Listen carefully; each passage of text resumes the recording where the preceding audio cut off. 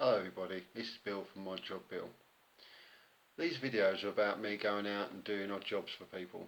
Odd jobs that people can't do themselves due to they're too old or inexperienced.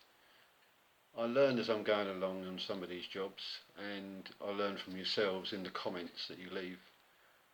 So what we'll do is we'll go out and do a few jobs. You can come with me and we'll see how we go from there. Thank you.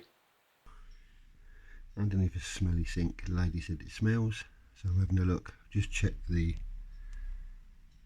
U-bend, nothing wrong with that. But now I'm going to go up inside here because it looks quite mucky, and that's probably where the muddy smell's coming from. So what you do is you undo that and go from there. This is what happens, you get a funny smell. Yeah.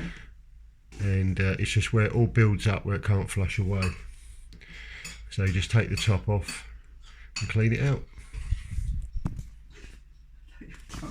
Right, all clean. I've got that at the bottom there, it's just a bit of rust staining. All of that's clean. And the lady of the house has cleaned all around the sink while I was cleaning the other parts. And just down here is all clean. Just make sure you clean all of those out as well, because it's no point doing part of a job. And the overflow, make sure that the overflow is completely cleaned off as well. I'm going to put a little bit of silicone around the top there. You don't have to, but I just like to do it just to make sure water doesn't get through if there's any scratch marks in the plating. Right, all done. Went to B&Q and got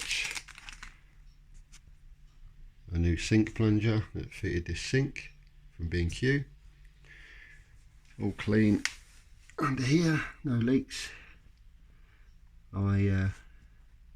I use this blue roll to put under the pipes just to see any moisture comes out. It shows up well on the blue roll if you lay it under the pipes, so I always use that to check for leaks.